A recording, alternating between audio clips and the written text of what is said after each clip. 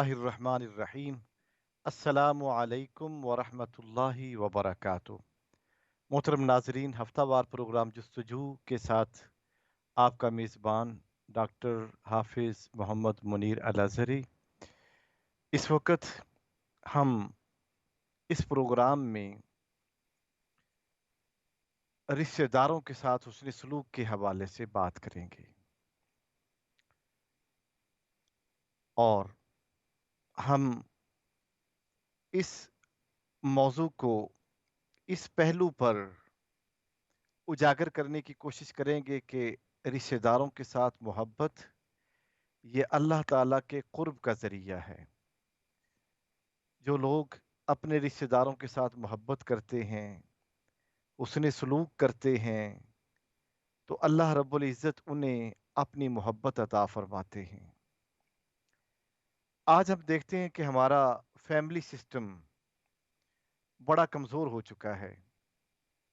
اس کی مین جو وجہ ہے، اس کا جو اصل سبب ہے، وہ رشتہ داروں سے قطع تعلقی کہہ لیں، یا ہم انہیں ٹائم نہیں دیتے، ان کے دکھ سکھ میں شامل نہیں ہوتے، لہٰذا ہمارا یہ سسٹم کمزور سے کمزور ہوتا جا رہا ہے۔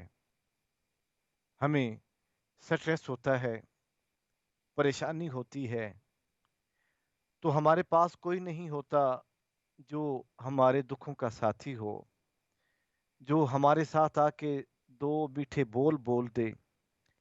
کسی کے پاس اتنا وقت نہیں ہے کہ وہ آ کر دو لفظ بولے جس سے ہمیں سکون میسر ہو۔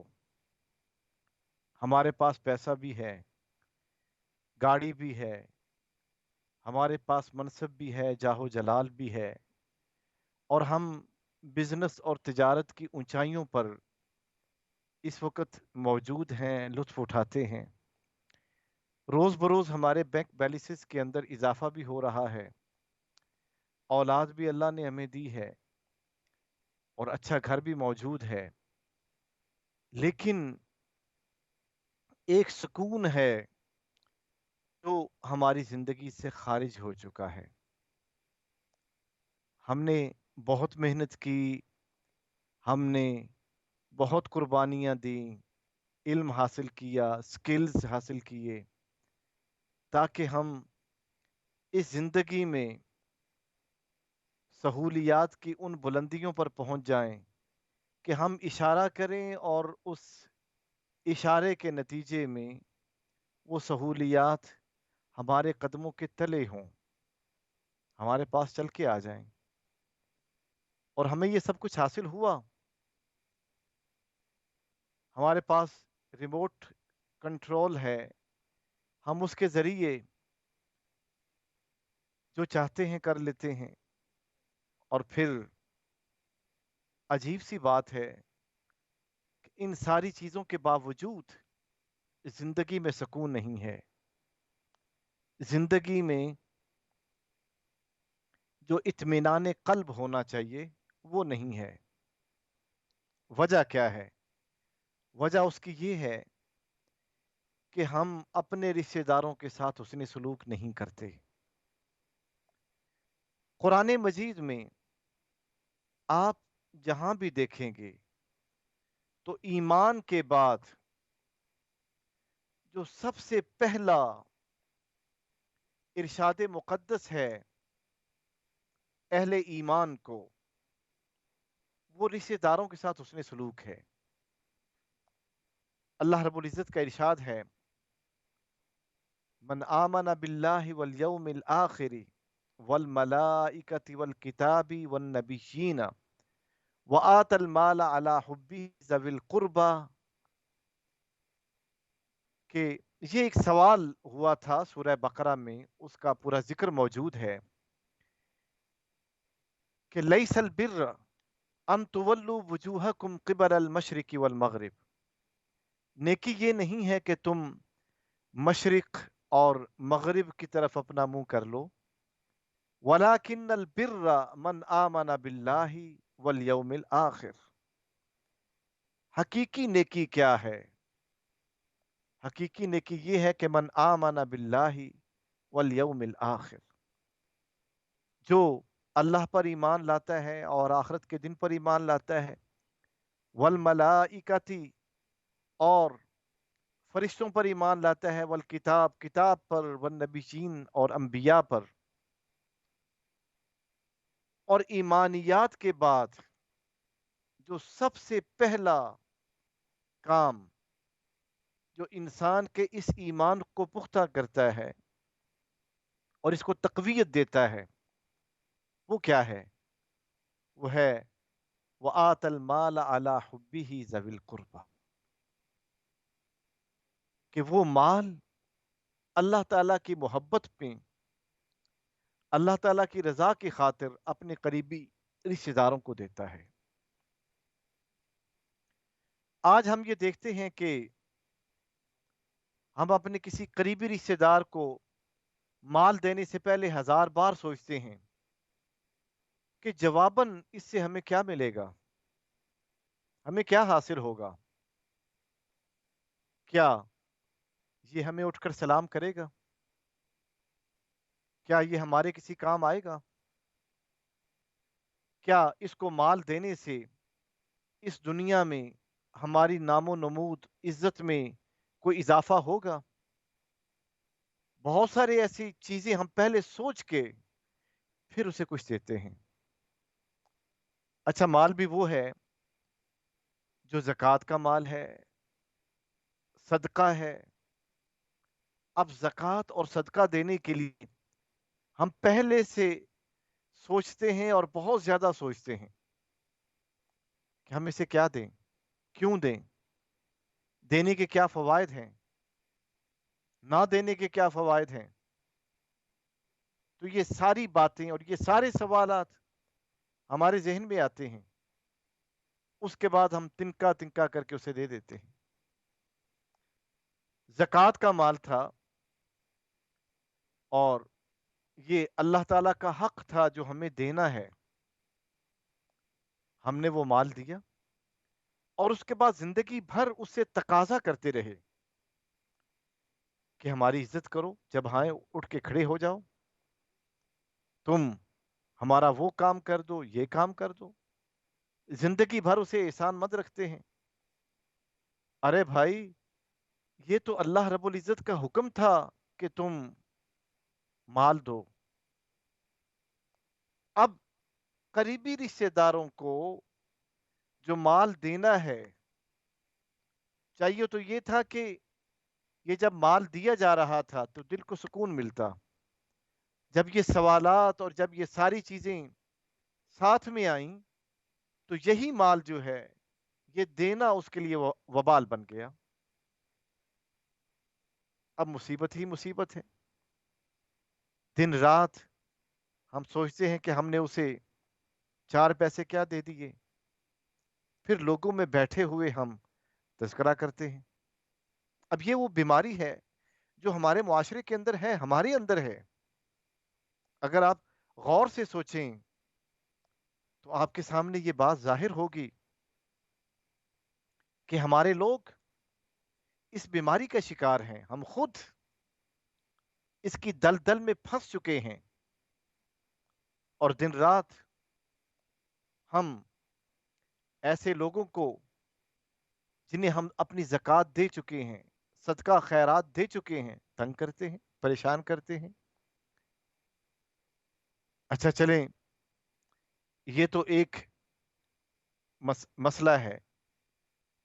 जो दूसरा मसला है वो ये कि जो बात इदारे हैं जो ज़कात लेते हैं, जो चैरिटी हासिल करते हैं, वो इसका इतना चर्चा खूब करते हैं।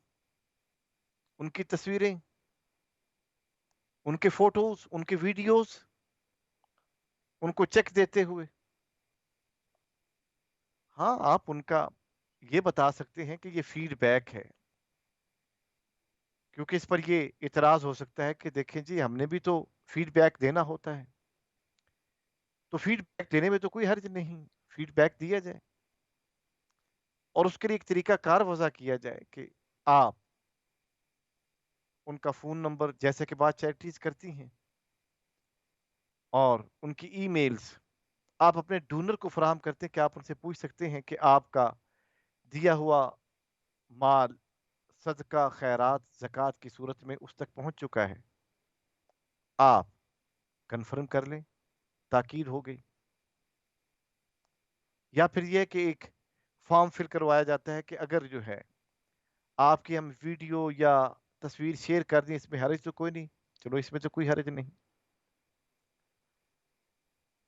کیونکہ جب اس قسم کے مسائل پیدا ہوتے ہیں تو وہ پھر لاتعداد اور بھی چیزیں سامنے آتی ہیں، تو ان سے بچاؤ کا جو طریقہ ہے وہ کیا ہے؟ وہ یہ ہے کہ اللہ رب العزت ارشاد فرما رہے ہیں کہ جو اہل ایمان ہیں، جن کے دل میں ایمان ہوتا ہے اور جو ایمان پر کاربند ہوتے ہیں، جب ان کے پیش نظر اللہ تعالیٰ کی محبت ہوتی ہے، وَآتَ الْمَالَ عَلَى حُبِّهِ، کہ وہ اپنا مال اللہ تعالیٰ کی محبت میں قریبی رشتہ داروں کو دیتے ہیں، جب اللہ تعالیٰ کی محبت سامنے ہو تو باقی ساری محبتیں ہیچ ہو جاتی ہیں، اب کوئی محبت آگے نہیں آتی۔ سوال یہ ہے کہ کیا ہم زکوٰۃ اپنے بچوں کو دے سکتے ہیں؟ کیا زکوٰۃ جو ہے وہ شوہر اپنی بیوی کو دے سکتا ہے؟ کیا زکوٰۃ ایک بچہ جو ہے وہ اپنے پیرنٹس کو دے سکتا ہے، اپنے والدین کو دے سکتا ہے؟ اب یہ سوالات ہیں۔ اب پہلا سوال کہ اگر شوہر اپنی زکوٰۃ دینا چاہے تو وہ اپنی بیوی کو نہیں دے گا، کیونکہ بیوی تو اس کی ذمہ داری ہے۔ قرآن کا حکم ہے کہ مرد کے اوپر اپنی بیوی کی پوری پوری ذمہ داری ہے، وہ نان و نفقے کا ذمہ دار ہوگا، وہ پیش کرے گا اسے کھانا، سیکورٹی، گھر، اسے سب کچھ دے گا، یہ مرد کے ذمے ہے۔ اسی طریقے سے اگر کوئی شخص زکوٰۃ اپنے والدین کو دینا چاہے تو یہ بھی نہیں، کیونکہ حضور اکرم صلی اللہ علیہ وآلہ وسلم کا ارشاد مقدس ہے، انت و مالک لابیک، تو اور تیرا مال تیرے باپ کی ملکیت ہے۔ تو اب کوئی شخص جو ہے وہ اپنے والدین کو اپنی زکوٰۃ نہیں دے سکتا۔ اچھا، کیا بیوی جو ہے وہ شوہر کو زکوٰۃ دے سکتی ہے؟ چونکہ ہم اب ان مسائل کو لے کے آگے بڑھ رہے ہیں تو ان مسائل کی پوری تفصیلات ہم آپ کے سامنے رکھیں۔ کیا بیوی جو ہے وہ اپنے شوہر کو زکوٰۃ دے سکتی ہے؟ بیوی بالکل اپنے شوہر کو زکوٰۃ دے سکتی ہے، کیونکہ بیوی کے اوپر کوئی لازم نہیں ہے کہ وہ اپنے شوہر کے اخراجات کی ذمہ دار ہوگی۔ شریعت نے بیوی کو اخراجات کا کفیل نہیں بنایا، اخراجات کا ذمہ دار نہیں بنایا، جبکہ مرد کو ذمہ دار بنایا کہ مرد جو ہے وہ ذمہ داری قبول کرے گا، ذمہ داری ایکسپٹ کرے گا، ذمہ دار ہوگا، لہٰذا بیوی جو ہے وہ اپنی زکوٰۃ اپنے شوہر کو دے سکتی ہے، کیونکہ وہ اس کے اخراجات کے ذمہ دار نہیں ہے۔ مرد اپنی زکوٰۃ بیوی کو نہیں دے سکتا۔ بعض ملکوں میں یا بعض علاقوں میں ایک ایسا سسٹم ہے کہ میاں بیوی رہ رہے ہیں اور دونوں ہی کما رہے ہیں، پوش ایریے میں گھر لے کے رکھا ہوا ہے، اب اس گھر کے اخراجات بھی ہیں، کونسل ٹیکس ہے، دیگر ٹیکسز ہیں، اب مرد کی نوکری ختم ہوگی، اب کیا کرے؟ अब उसे अपनी जान के लाले पड़ गए। अब बीवी के ऊपर ये लाजम नहीं है कि वो उसके अखराजात की जिम्मेदार हो, अखराजात दे। हाँ, अगर उसकी कोई ज़कात है तो वो ज़कात दे सकती है। अगर वो वैसे मेहरबानी करना चाहे कि ठीक है, चूंकि ये मेरे शौहर हैं और एज ए सदका या एज ए गिफ्ट उनको पैसे दे दे, एज ए मेहरबानी के, एज ए बेहतर सलूक के, वो उन्हें कोई पैसे दे दें कि ठीक है आप रख लें। ये जॉइंट अकाउंट होता है मियाँ बीवी का, तो उस जॉइंट अकाउंट में पैसे होते हैं और दोनों की इजाज़त होती है कि आप जो है वो पैसे खर्च कर ले, और मियाँ बीवी उस जॉइंट अकाउंट से दोनों मिलकर पैसे खर्च करते हैं। ये दोनों की बाहमी रजामंदी से होता है। बसा औकात झगड़ा भी हो जाता है और लड़ाई की नौबत भी हो जाती है कि बीवी के पैसे ज़्यादा थे, मर्द के पैसे कम थे, या मर्द के पैसे थे ही नहीं, या मर्द के पैसे थे बीवी के पैसे ना थे। ये तीन सूरतें बनती हैं। तो आया इस सूरत में हम क्या करेंगे कि सिर्फ मर्द के पैसे हैं, बीवी के पैसे नहीं, तो भाई बीवी तो उसकी जिम्मेदारी है, लिहाजा वो खर्च करेगी। अगर सिर्फ बीवी के पैसे से मर्द के पैसे नहीं थे और बीवी ये कहती है कि मैं तुम्हें इजाज़त नहीं देती कि मेरे अकाउंट से तुम कोई पैसे निकालो, जॉइंट अकाउंट है, कार्ड मौजूद है उसके पास, तो जब तक बीवी इजाज़त ना दे उस वक्त तक वो उस अकाउंट से पैसे ना निकाले, क्योंकि मर्द जो है वो बीवी की जिम्मेदारी में नहीं आता। हाँ, अगर वो इजाज़त लेकर कहे कि मैंने इतने पैसे निकालने तो निकाल ले, ताकि मोहब्बत बाकी रहे, घर में बेसुकूनी ना हो, परेशानी ना हो, लड़ाई की नौबत ना आए। अच्छा, मर्द के पैसे कम थे, बीवी के पैसे ज्यादा थे, या इसके उल्ट कर लें तो उसमें भी पहले से एक कॉन्सेंट एक दूसरे का होता है कि हम इस तरीके से भी मामलात को आगे बढ़ाएंगे। तो ये सारी चीजें घरेलू मामलात में बहुत अहम होती है। तो हम बात कर रहे थे कि करीबी रिश्तेदार कि जिनके साथ हुस्न सलूक का हुक्म जो है वो अल्लाह ताला ने दिया है, और तरीका भी बताया कि जो माल भी दो वो अल्लाह ताला की रजा की खातिर दो। सूरह दहर के अंदर इरशाद होता है कि अगर किसी को खाना खिलाओ, हमारे यहाँ ये होता है कि हम खाना खिलाते हैं तो फिर बस जनाब फिर वो चर्चे ही चर्चे हैं कि खाना खिलाया था। अल्लाह ताला इरशाद फरमाते इन्नमा नुतइमुकुम लिवजहिल्लाह, हम बेशक तुम्हें खाना खिलाते हैं। और ये आयत जो है ये आले रसूल के हक में नाजिल हुई कि हम तुम्हें खाना खिलाते हैं, जो भी उनके पास आता था, कोई फकीर, कोई मस्कीन। क्यों? लिवजहिल्लाह, अल्लाह की रजा के लिए। ला नुरीदु मिनकुम जज़ाअन वला शुकूरा, और हम तुमसे कोई बदला नहीं चाहते जो खाना खिला रहे हैं, वला शुकूरा, और ना ही हम ये कहते हैं कि कोई शुक्रिया का लफ्ज भी अदा करो। हम शुक्रिया का लफ्ज भी नहीं सुनना चाहते तुमसे। ये है वो खानदान रसूल के की तरबियत, आले रसूल की तरबियत। आले रसूल की तरबियत खुद अल्लाह ताला कर रहे हैं, और फिर कुरान में उस तरबियत को बयान किया जा रहा है कि खुद अल्लाह ताला की ज़ात घराना रसूल के अफराद की तरबियत कैसे कर रही है। इन्नमा नुतइमुकुम लिवजहिल्लाह, कि हम तुम्हें खाना खिलाते हैं लिवजहिल्लाह, सिर्फ रिजाए इलाही के हुसूल के लिए। ला नुरीदु मिनकुम जज़ाअन वला शुकूरा, ना ही हम तुमसे कोई बदला चाहते हैं और ना ही शुक्रिया लेना चाहते हैं तुमसे।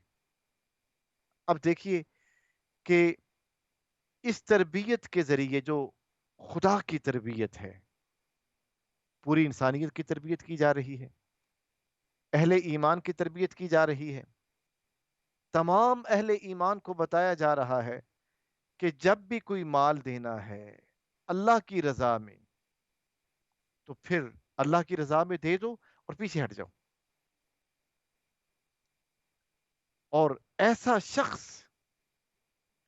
جو اپنا مال اللہ تعالیٰ کی رضا کی خاطر دیتا ہے، اسے جنت میں جانے سے کوئی نہیں روک سکتا. اللہ تعالیٰ کی طرف سے حکم ہوگا کہ کہاں ہیں وہ لوگ جو صرف میری رضا کی خاطر اپنا مال دیا کرتے تھے، میری رضا کی خاطر اپنا سب کچھ قربان کرتے تھے. اب انہیں جو ہے جنت کی طرف لایا جا رہا ہے، جنت کے دروازے کھول دیے جائیں گے اور حکم ہوگا کہ آؤ بھائی، اب اس دروازے سے داخل ہو جاؤ. اللہ تعالیٰ کی بے شمار رحمتیں تمہارا انتظار کر رہی ہیں. اب اللہ تعالیٰ کی رحمتوں کے سائے میں آ جاؤ. اب وہ اللہ تعالیٰ کی رحمتوں کے سائے میں آ جاتا ہے اور اس سائے میں بیٹھ کر اللہ تعالیٰ کا وہ انعام حاصل کرتا ہے جس کا کوئی عام شخص تصور نہیں کر سکتا. اور یہ اسے مقام کیسے ملا؟ یہ اس لیے ملا کہ اس نے اللہ تعالیٰ کے راستے میں خرچ کیا اور خرچ کرنے کے بعد بدلے میں کوئی چیز نہیں لی اس سے. ہمارے رشتے دار، ہمارے بہن، ہمارے بھائی، ہماری پھوپھیاں، ہماری چاچیاں، ہماری خالائیں، نہ جانے کتنے لوگ. اچھا یہ بھی ہوتا ہے جی کہ دیکھیں رشتے دار بہت تنگ کرتے ہیں، آ جاتے ہیں روزانہ گھر میں.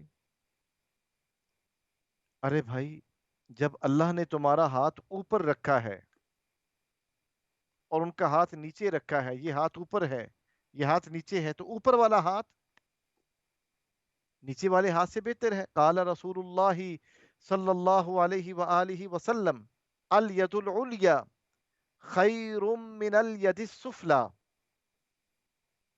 کہ اوپر والا ہاتھ نیچے والے ہاتھ سے بہتر ہے. یہ تو ارشاد مقدس ہے کہ اوپر والا ہاتھ نیچے والے ہاتھ سے بہتر ہے. کہ جب اللہ تعالیٰ کسی کو اپنا مال دیتا ہے تو پھر مال دینے کے ساتھ پھر آزمائش بھی دیتا ہے. آزمائش کیا ہے؟ کہ لوگوں کو اس کے پاس بھیجتا ہے کہ جاؤ مانگو اس سے، میرا نام لے کر یاد دہانی کرواتا ہے اللہ تعالیٰ کہ دیکھو مال میں نے تمہیں دیا ہے اور میرے نام کے اوپر اب یہ تمہارے پاس یہ لوگ آئے ہیں، اب تم اسے دیتے ہو یا نہیں دیتے. وہیں سے انسان کی آزمائش شروع ہو جاتی ہے. اگر وہ اللہ تعالیٰ کے راستے میں دیتا ہے مال تو سمجھ لے آزمائش میں کامیاب ہو گیا. اگر وہ اللہ تعالیٰ کے راستے میں مال نہیں دیتا تو ناکامی وہیں سے شروع ہو جاتی ہے. جو اللہ تعالیٰ کے راستے میں جتنا مال دیتا ہے کامیابی بڑھتی چلی جاتی ہے. اب کامیابی کے لیول بھی ہے نا جی، 1 سٹار، 2 سٹار، 4 سٹار، 5 سٹار. یہ ہمارے بچے نے اے لیول یا او لیول میں اتنے سٹارز حاصل کیے. تو یہ جو امتحان ہے اللہ تعالیٰ کی طرف سے، یہ جو آزمائش ہے اللہ کی طرف سے، اس میں بھی تو سٹارز ہوتے ہیں. کتنے سٹارز لیے اس امتحان میں؟ جب اللہ نے خود اپنا مال دیا، وہ مال بھی ہمارا نہیں تھا، اللہ نے دے دیا ہمیں اور بغیر استحقاق کے دیا. جی میں بڑا ذہین تھا، اور بھی تو کتنے ذہین لوگ موجود ہیں. جی میں نے ڈاکٹریٹ کی، اور بھی تو کتنے ڈاکٹر موجود ہیں. میرے پاس بڑے سکلز ہیں، اور بھی تو کتنے سکلڈ پرسن اس معاشرے کے اندر موجود ہیں. انہیں یہ سب کچھ کیوں نہ ملا؟ تمہیں منتخب کیوں کیا گیا؟ وجہ کیا ہے آخر؟ یہ اللہ تعالیٰ کا محض فضل اور اس کا احسان ہے. ذالک فضل اللہ یؤتیہ من یشاء. یہ اللہ تعالیٰ کا فضل اور احسان ہے، وہ جسے چاہتا ہے عطا کرتا ہے. واللہ ذو الفضل العظیم، اور اللہ تعالیٰ بہت بڑے فضل والا ہے۔ فضل کسے کہتے ہیں؟ جو استحقاق سے اوپر ہو، انسان ڈیزرو نہ کرے، اس کا کوئی استحقاق ہی نہیں، اس کا کوئی حق ہی نہیں، لیکن اس کے باوجود اللہ تعالیٰ اسے دیتا ہے۔ جب دیتا ہے تو پھر آزمائش تو ہوگی۔ اب کوئی شخص یہ کہے جی آزمائش ہی میرے نہ ہو، کیوں نہ ہو آزمائش بھائی؟ اگر انسان کی آزمائش نہ ہو تو وہ تو اپنے مال کے اوپر سانپ بن کے بیٹھ جائے۔ آگے چل کے ہم انسان کی اس نفسیات کو بھی بیان کریں گے کہ اللہ تعالیٰ نے انسان کی نفسیات کو، انسان کی سائیکی کو قرآن کی روشنی میں کس طریقے سے بیان کیا ہے کہ جنہیں مال دیا جاتا ہے ان کی کیا کیفیت ہوتی ہے اگر وہ اللہ تعالیٰ پر کامل یقین نہیں رکھتے۔